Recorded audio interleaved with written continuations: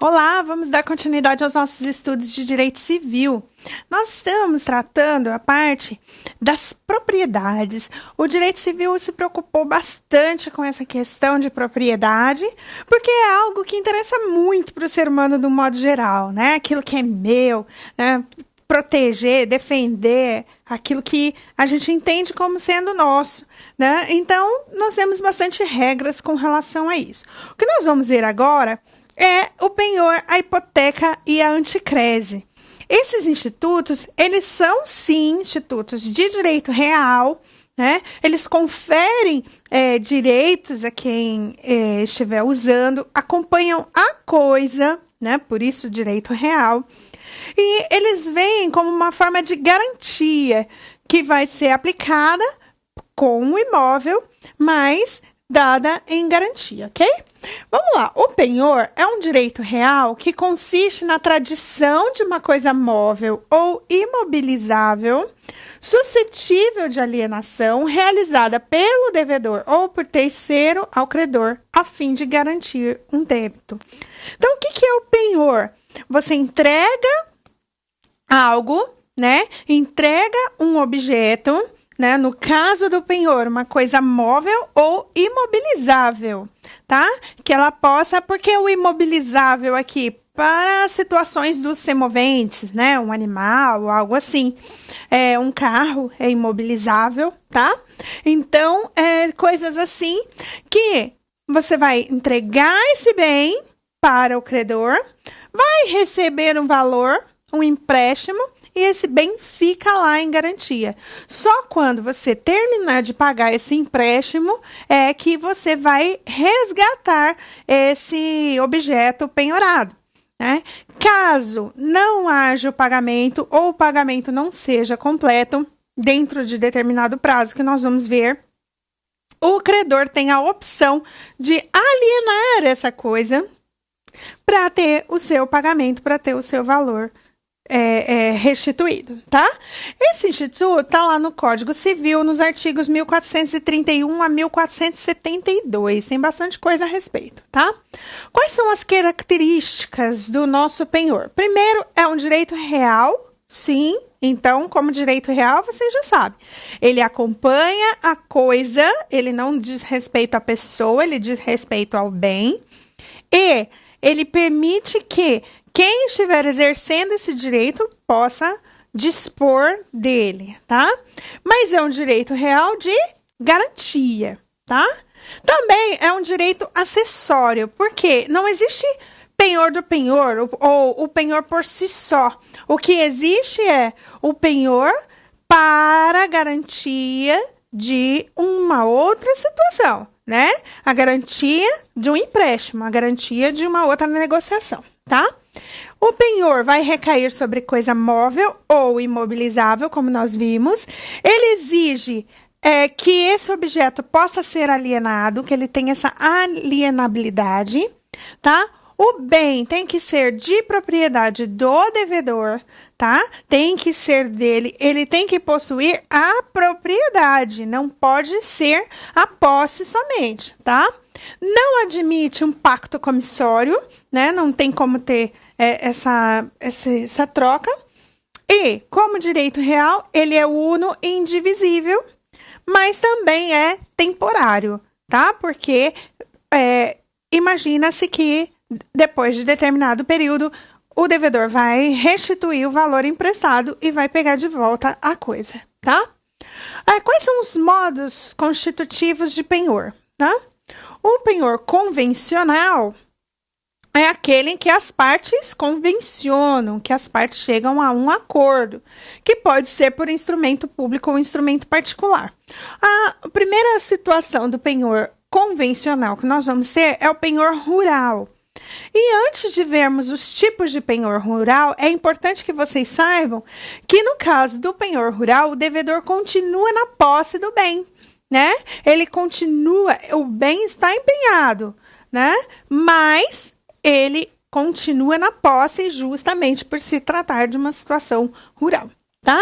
O penhor rural, nós vamos poder ter ele rural agrícola, tá? Que vai ser voltado à colheita, lavoura, informação, aos frutos pendentes, a máquinas, frutos armazenados, instrumentos agrícolas, tudo isso que envolver aí a parte rural, tá? Qual é o prazo para esse rural agrícola? Máximo de 4 anos e é prorrogável por igual período. Depois desses 4 anos, o credor tem o direito de tomar o bem e alienar como ele desejar, tá? Rural pecuário. Esse rural pecuário é que vai na questão dos animais, né? Da atividade chamada de pastoril. Por que pastoril? Porque vão ter rebanhos, né? Não importa de que tipo de animal. Pode ser de bovinos, equinos, caprinos, enfim. E também aqui nós vamos ter os laticínios, tá? Envolvidos aqui. Se houver morte de um dos animais ou morte de alguns dos animais, vai haver a subrogação, ou seja, morreu alguns, o penhor automaticamente passa para outros. Digamos que esse nosso pecuarista tenha 500 bois lá e só 100 foram penhorados. E digamos que morreu desses 100 que estavam penhorados, morreram 5. E automaticamente, do restante do rebanho, vão ser incorporados ao penhor os 5 que faltam, tá? Prazo também de 4 anos e que podem ser prorrogados também por mais 4 anos, tá? Também nós vamos ter o penhor industrial, tá? Esse vai ter como objeto máquina, aparelho, instrumentos, qualquer coisa que seja utilizado na indústria, tá? Também vai manter o devedor como depositário. Então, a posse do bem permanece com o devedor, tá? Tem que ser feito, como todo penhor, pode ser por instrumento público ou particular, mas ele vai ter que ser registrado no cartório de registro de imóveis. Para quê? Para não deixar que as máquinas sejam alienadas de outra forma. E o devedor fica impossibilitado de alienar, de alterar, de substituir os bens sem que o credor saiba. No caso dos animais, do penhor rural pecuário, nós temos a questão da morte de um dos animais. Quando nós estamos falando de máquinas industriais, não há essa possibilidade. Então, qualquer situação que o devedor queira fazer com essa máquina, ele vai ter que pedir a autorização expressa do credor, tá? Temos também o penhor mercantil. Esse vai sempre recair sobre coisa móvel, tá? Esse caso do penhor mercantil, que esse é o tipo de penhor mais comum, ele exige a tradição, ou seja, o devedor não fica na posse do bem empenhado, tá? Também é um contrato acessório, é indivisível, tem que constar num instrumento, tem que fazer um termo, não é só a entrega, porque a mera tradição vai transferir o quê? A propriedade também, né? Para que seja penhor, tem que ter um instrumento informando que é penhor, tá? Mas, nesse caso, não precisa do registro no cartório em nada, só um documento feito entre as partes. E vocês podem ver esse penhor mercantil lá nos artigos 1447 a 1450 do Código Civil, tá? Temos ainda o penhor de direitos. Esse penhor de direitos é a questão de patente de invenção, direito autoral, direito de crédito, né? Que essas coisas também são coisas móveis, mas elas são coisas imateriais, né? Os direitos que você tem a respeito de uma invenção, você não fica com o bem, né? Você tem um título que te concede esses direitos e você vai receber algo de retorno por isso. Então, nesses casos, a situação é mais específica, mas, contudo, é possível fazer o penhor dessa forma, tá? Temos também o penhor de títulos de crédito, que o próprio título de crédito é que vai documentar esse direito. Os títulos de crédito, como vocês sabem, nós temos o cheque, que é o mais conhecido, mas a duplicata, a nota promissória, né? A letra de câmbio que está em desuso, mas outros títulos nesse sentido, tá? Se o título for particular, vai precisar da tradição, né, a transferência desse título e um registro no cartório para confirmar, porque se houver a simples tradição sem esse registro, transfere a propriedade também, tá? Agora, se se tratar de títulos da dívida pública, precisa registrar também no registro de títulos e documentos onde esse título estiver registrado, tá? Porque os títulos particulares, eles não têm um caderno de registro, né? Agora, os títulos da dívida pública, sim, então precisa que o penhor seja registrado lá onde ele está, tá? Temos ainda o penhor de veículos, que vai ser qualquer transporte terrestre, tá? Qualquer coisa. Então, aí a gente vai ter um caminhão, um trem, uma máquina agrícola, né? Um trator, alguma coisa assim, tá? Nesse caso, o prazo é de 2 anos, que vai poder ser prorrogável também por mais 2 anos. Precisa de um instrumento, seja ele público ou particular, para confirmar, e vai ter que registrar no cartório e anotar no certificado da propriedade, né? Quando a gente fala, por exemplo, de um carro, vai ter que ficar marcado lá no documento do carro que aquele carro está penhorado, tá?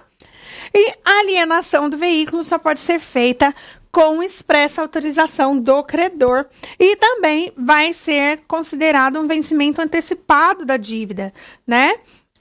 Vai ter que, então, o nosso devedor pode alienar, pode vender esse veículo, mas ele vai ter que pagar antes a dívida. O que nos leva a entender também que o bem, nesse caso, permanece de posse do devedor, tá?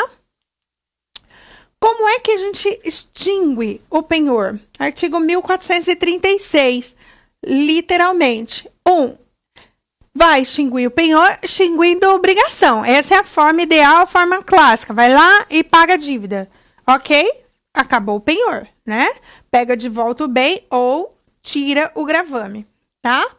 Também vai extinguir o penhor se a coisa perecer, né? Se estragar, deteriorar, enfim.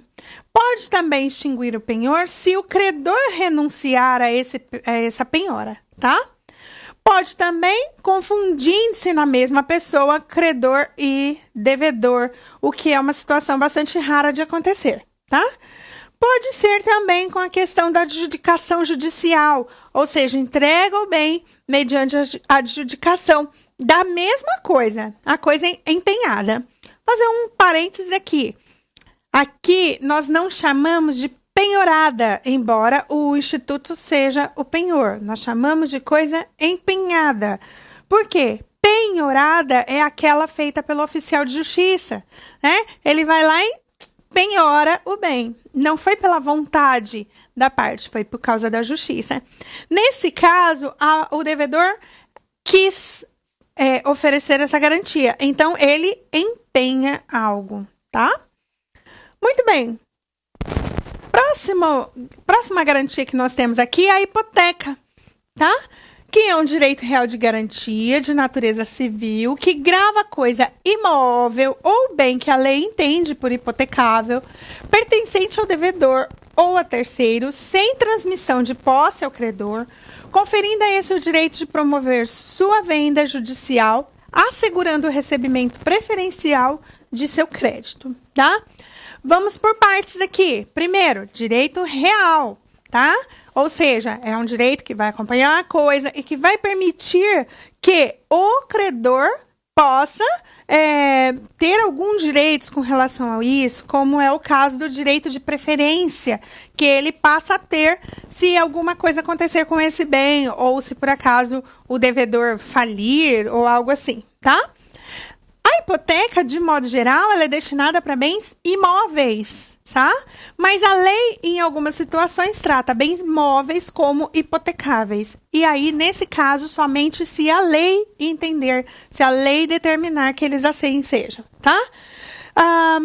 Nesse caso, não há transferência de posse para o credor, né? Até porque é um imóvel, o que vai ser mais válido é o registro do que propriamente a posse, né? O devedor normalmente continua de posse do imóvel, tá? Qual é o objeto? Os bens imóveis alienáveis, né? Podendo incidir sobre alguns bens móveis que a lei entender assim, tá? Por que bens imóveis alienáveis? Porque se o imóvel estiver gravado com um usufruto vitalício ou com cláusula de inalienabilidade, então não vai poder ser hipotecado, tá? Quais são esses imóveis? O artigo 1473 traz alguns. Então, o imóvel, do modo geral, os acessórios, as acessões, o domínio de direito, estradas de ferro, minas, pedreiras, navios, aeronaves, gasodutos, tá? E uma lista enorme de bens que navios e aeronaves são móveis, mas que o legislador entendeu como hipotecáveis, tá? Quais são os efeitos da hipoteca? Para o devedor, ele conserva a posse e os direitos de uso sobre a coisa, tá?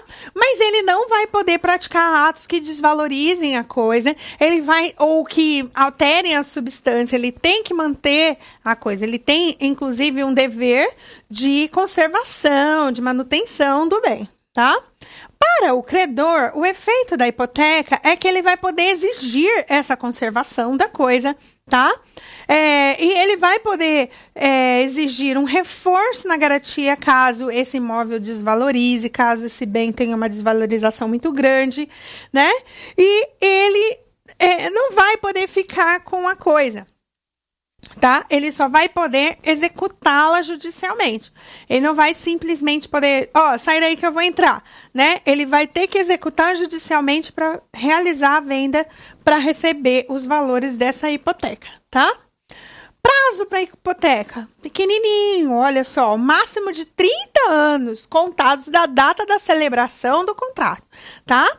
Um prazo superior a esse, se as partes fizerem um acordo em prazo superior, o que vai acontecer? Não vai anular o contrato, mas o prazo vai ser reduzido, porque tem que ficar dentro do máximo legal, dentro dos 30 anos que a lei determina, tá? Quais são as espécies? Nós temos a hipoteca convencional, que é o acordo de vontades, né? As partes têm esse desejo, né, de realizar essa hipoteca. A hipoteca legal, tá? Que vai determinar que certos credores tenham direito sobre um bem por causa de uma situação, por exemplo, durante uma falência, durante algum procedimento nesse sentido, mesmo uma recuperação judicial, tá? E eles vão ter uma proteção especial nesse caso, tá? Temos a hipoteca judicial, que é uma sentença que condena o réu ao pagamento de uma prestação e que automaticamente vincula um imóvel como garantia do pagamento dessa prestação, tá? Para que essa hipoteca judicial possa acontecer, tem alguns requisitos.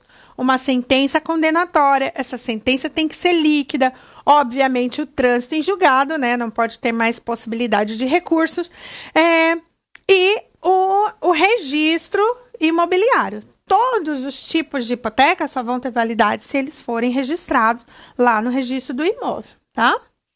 Temos a hipoteca cedular, ou a chamada cédula hipotecária, que nesse caso é um título, tá? Não vai ser um título de crédito, porque as características são diferentes, mas é um título de garantia, tá? Ele representa um crédito e a questão aqui é que ele tem ônus real, né? Apesar de ser um título, ele vai ter todos os direitos reais, certo? Vai ter que ser nominativo, mas ele pode ser transferido por alguma situação. Isso aqui vai ser mais utilizado no sistema financeiro, né, por grandes empresas, situações assim, e vai ter legislação especial. Nós vamos ter o Decreto-Lei 167 de 67 também, e o Decreto-Lei 413 de 1969. E, obviamente, o Código Civil também trata dessa situação, tá? O que tem de especial na hipoteca? Uma das coisas é o direito de preferência que o credor hipotecário vai ter, né? Como ele tem um direito real sobre a coisa, um direito real de garantia sobre aquele bem, ele passa a ser um credor privilegiado, um credor preferencial. Ele sempre vai ter que receber o seu crédito primeiro, tá? Então, se antes da hipoteca já tiver algum outro direito sobre esse mesmo imóvel, o que é possível, né? Um usufruto, uma anticrésimo, uma servidão, alguma coisa assim. Os titulares desses direitos reais que vão não se chocar, né? Mas que estão sobre o mesmo imóvel, eles vão ter o direito de preferência na ordem em que esses direitos foram gravados, tá? Então, digamos que o mesmo imóvel tenha um usufruto que foi gravado antes da hipoteca e depois da hipoteca, esse usufruto vai ter preferência e depois o credor hipotecário. Agora, se não tiver nada, o credor hipotecário sempre vai ter preferência com relação a todos os demais, tá? Temos a possibilidade também de uma subhipoteca, tá? Um mesmo bem que pode ser gravado com várias hipotecas. Por que essas coisas são possíveis, né? 2 direitos reais gravados em cima do mesmo bem? Por causa do valor. Se nós estivermos falando, por exemplo, de uma fazenda que vale 1 milhão, não sei se esse valor é muito real, mas enfim, uma fazenda que vale 1 milhão, eu posso hipotecar 500 mil e posso ter o usufruto de 100 mil. Eu posso fazer uma primeira hipoteca de 500 mil e uma segunda hipoteca de mais 200 mil e ainda assim ter 300 mil livre, né? Então, essa é a questão da subhipoteca. Valores, o valor do bem e o valor da hipoteca do gravame, tá? Cada registro, o devedor tem que informar que há uma hipoteca anterior, tá? Tem que fazer isso, tem que comunicar, tá? Nesse caso de pluralidade de hipotecas, de várias hipotecas, o credor primitivo, quem for o primeiro credor, o primeiro que teve uma hipoteca, sempre vai ter a preferência. E depois, na ordem em que eles forem chegando, tá? Obviamente que a segunda hipoteca não vai poder executar antes que a primeira vença, porque essa primeira é quem tem a preferência, tá? A hipoteca também pode ser objeto de uma execução coletiva, né? Por exemplo, se o nosso devedor estiver insolvente, todos os credores hipotecários, né, podem se reunir e fazer a execução desse bem, dessa hipoteca para receber o seu crédito, tá? E se o valor das hipotecas for superior ao valor do bem, tá? A quantia que exceder o valor do bem, então, voltando ao meu exemplo, a fazenda vale 1 milhão, mas eu tenho uma hipoteca de 1 milhão e 200 mil. O que vai acontecer? 1 milhão é direito real e é um direito que tem preferência em qualquer situação. Agora, esses 200 mil, ele passa a ser crédito quirografário, um crédito comum e vai para a fila para receber, tá? Remissão da hipoteca, o que é isso? É um direito concedido a certas pessoas de liberar o imóvel onerado mediante pagamento da quantia devida, independentemente do consentimento do credor, tá? Então, a remissão, o que acontece? Alguém vai poder quitar essa dívida, mesmo que o credor não queira, mesmo que ele não se manifeste, tá? Quem vai poder realizar? Porque ali diz algumas pessoas, mas quem vai poder realizar? Segundo a nossa legislação, primeira questão, o próprio devedor, obviamente, ou membros de sua família. O cônjuge, os filhos, né? Os herdeiros, enfim. Também temos o credor da segunda hipoteca, que pode pagar e ficar subrogado nos direitos com relação à primeira hipoteca, tá? Temos também o terceiro adquirente do imóvel. Ele vai adquirir o imóvel, sabendo que tem uma hipoteca, e ele pode ir lá pagar a dívida para liberar, tá? E a massa falida também pode fazer isso para liberar o bem, para poder alienar com mais facilidade, tá? Muito importante com relação a essa questão. Os condôminos de uma coisa indivisa, que é o caso de um imóvel só, né? Se for um condomínio de apartamentos, a coisa não é indivisa. Então, eles podem hipotecar essa coisa, mas eles têm que estar em comum e tem que ser na totalidade, com consenso de todos eles, tá? justamente porque a coisa é indivisa, todos eles são os donos, mas todos eles são os responsáveis, tá? Quando se tratar de menor, os seus bens podem ser hipotecados, né? Desde que tenha prévia autorização judicial. Qualquer ato de alienação de bem de menor tem que ter autorização judicial. E a hipoteca não deixa de ser uma forma de alienação, tá? As pessoas casadas necessitam da outorga uxória, que é a outorga do seu cônjuge. Essa outorga uxória, ela está bem restrita hoje em dia, mas tudo que diz respeito a imóvel, principalmente se for um imóvel do casal, tem que ter essa outorga do seu cônjuge. É óbvio que se for um regime de bens de separação total, aí não tem necessidade, porque cada um, né, tem os seus bens independentes. Como é que se extingue a nossa hipoteca? Sempre é pelo desaparecimento ou pelo cumprimento da obrigação principal. Pagou todos os bens, pagou toda a dívida, ótimo, a hipoteca encerra. Esse sempre é o tipo de extinção ideal, o tipo que todo mundo gostaria que acontecesse, tá? Também pode extinguir pelo perecimento da coisa, pela resolução da propriedade, pela renúncia do credor, a remissão, que nós vimos agora há pouco, né? Pode se extinguir por uma sentença que decrete a invalidade desse ônus, decrete a invalidade dessa hipoteca, né? Uma prescrição aquisitiva, então, depois de determinado período, a alienação desse bem prescreve. Arrematação ou adjudicação, então, nós já tivemos a execução desse bem, alguém vai arrematar e, obviamente, vai extinguir, tá? A consolidação, que é no caso de não pagamento, então, consolida o direito do credor. E a perempção legal, ou seja, passou os 30 anos, a hipoteca tem que extinguir. Próximo direito real de garantia é a anticrese, bonito nome, né?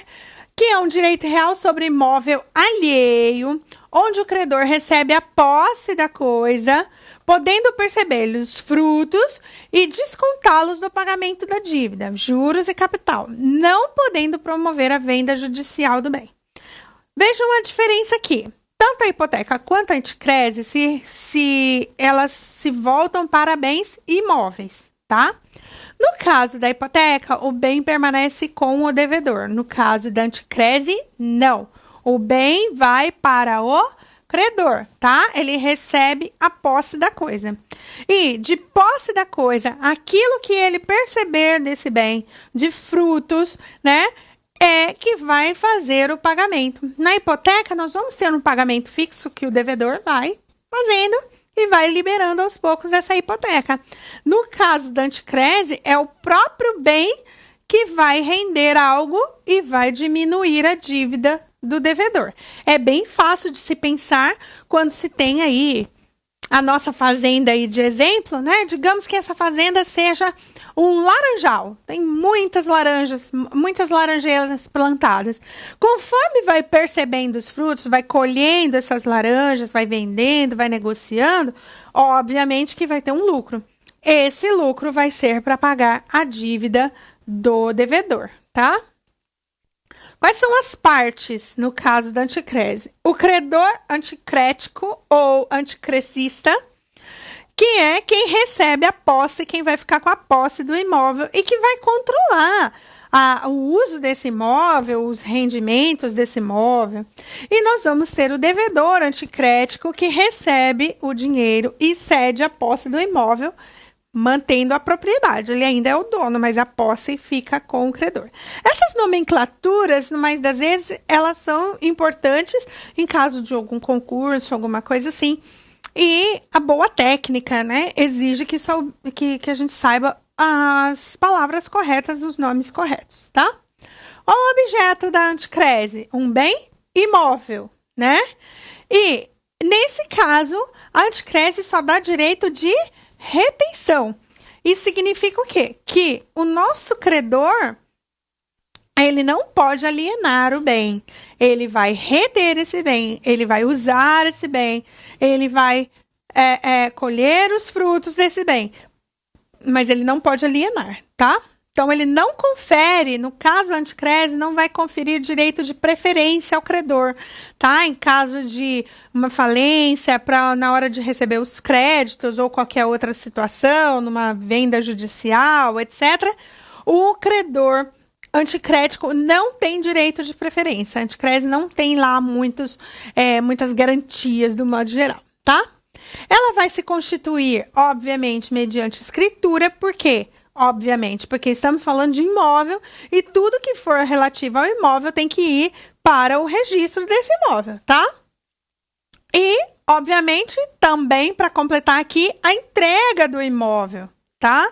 Lembrando que quando a gente fala de imóvel, tem que ter a outorga uxória em casos de alguma coisa, do regime de bens exigir, tá? Anticrese e hipoteca são cumulativos, ou seja, eu posso ter no mesmo imóvel uma hipoteca e a anticrese operando em conjunto. Não tem problema com relação a isso, tá? Quais são os efeitos da anticrese com relação ao nosso credor, tá? Ele vai ter o direito de reter a posse do bem por até 15 anos, tá? Ele vai ter o dever de apresentar um balanço anual com relação ao que ele recebeu, com o que pagou, como é que foi, né? A deterioração do bem é por conta desse credor, tá? Ele tem também o direito de fruir o bem, tá? Ele vai poder utilizar ele mesmo ou arrendar a terceiros, né? Mas não pode computar o valor do aluguel no montante do débito, tá? E se for acabando o prazo ou estando paga a dívida, ele tem o dever de restituição do imóvel fazendo a respectiva baixa, tá? Com relação ao devedor, ele vai continuar sendo proprietário, ele ainda pode alienar o bem, inclusive, porque ele é o proprietário, ele não tem a posse, tá? Ele vai ter o direito de exigir a conservação desse bem e se caso tiver algum defeito, alguma coisa, ele tem direito a uma restituição, tá? Como é que se extingue a anticrese? Sempre nossa primeira questão, o pagamento, ou seja, o cumprimento da obrigação. Acabou a dívida, acabou o direito de utilizar o bem, tá? Também pode ser pelo término do prazo legal que nós vimos, que é de 15 anos, contados da data da inscrição da anticrese no registro do imóvel, tá? Perecimento do bem, obviamente, se não tem mais o bem, não tem como ter um direito real sobre ele. Se houver desapropriação desse bem, se o credor renunciar a essa anticrese, se houver uma venda judicial do bem promovida por algum outro credor ou um resgate feito por alguém para receber este valor e liberar o imóvel gravado. E nós ficamos por aqui com esses direitos reais de garantia. Façam a leitura dos artigos do Código Civil para complementar e bons estudos para vocês.